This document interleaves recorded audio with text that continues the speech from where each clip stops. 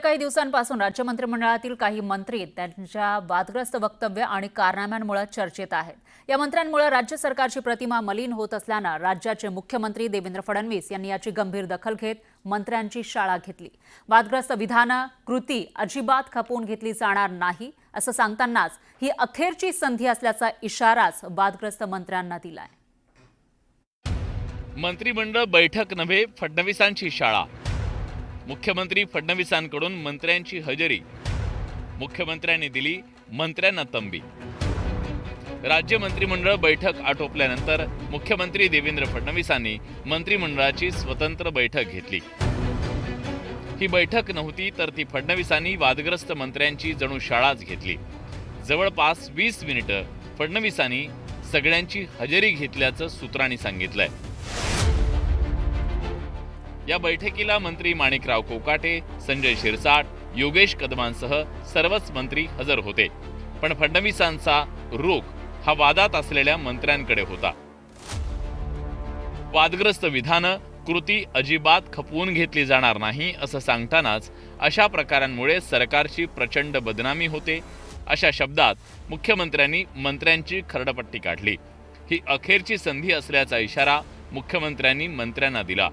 काय कारवाई करायची आहे ते करूच असं सांगताना यापुढे आता एकही प्रकार खपवून घेणार नाही अशी तंबी मुख्यमंत्री फडणवीसांनी सर्व मंत्र्यांना दिली आहे।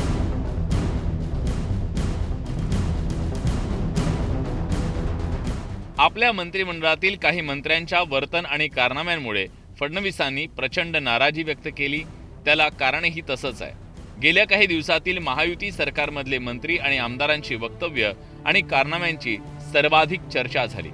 निकृष्ट दर्जाच्या अन्नावरून आमदार संजय गायकवाडांनी एखाद्या बॉक्सरप्रमाणे कॅन्टीन कर्मचाऱ्याला मारहाण केली।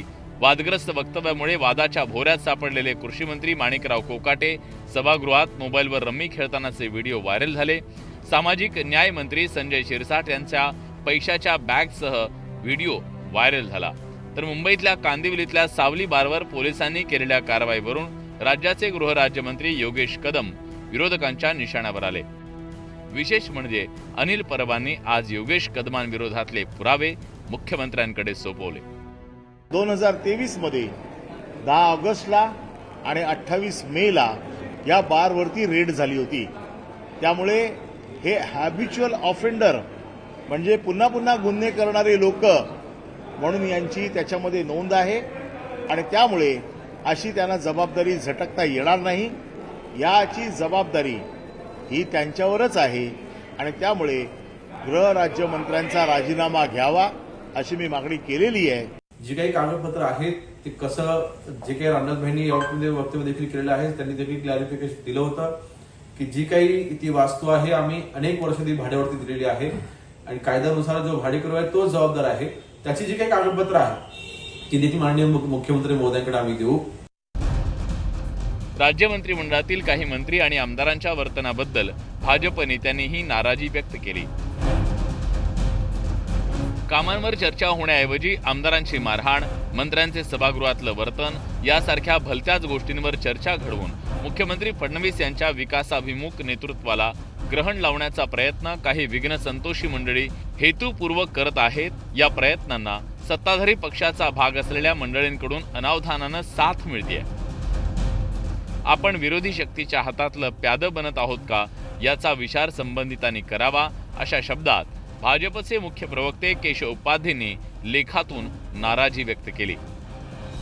अनेक साक्षी आपल्याला सांगता येतील गेल्या अनेक दिवसातल्या की महाराष्ट्र कसा पुढे जातोय आणि असं असताना चर्चा नेमकी कशाची होते तर आमदारांची मारामारी, आमदारांमधल्या समर्थकांची मारामारी, काही अन्य कृत्य अशी चर्चा होते। ही चर्चा थांबली पाहिजे कारण ह्याचा शेवटी एक खोटं नॅरेटिव्ह निर्माण करण्यामध्ये विरोधक प्रयत्न करत आहेत आणि त्याला कळत न कळत सत्ताधारी मधलेच काही लोकप्रतिनिधी त्याला बळी पडत आहेत। ही वस्तुस्थिती यावी आणि हे पुढच्या काळामध्ये या गोष्टी थांबाव्यात यासाठी हा लेख आहे। वादग्रस्त मंत्र्यांच्या वर्तनाबाबत आणि आमदारांबाबत मुख्यमंत्र्यांनी कडक अशी समज दिली। त्यामुळे आगामी काळात बेशिस्त वर्तन करणाऱ्या मंत्र्यांवर कारवाईचा बडगा उगारला जाण्याची शक्यता नाकारता येत नाही। तुषार रुपनवरसह नरेश बोबाटे, न्यूज 18 लोकमत। मुंबई.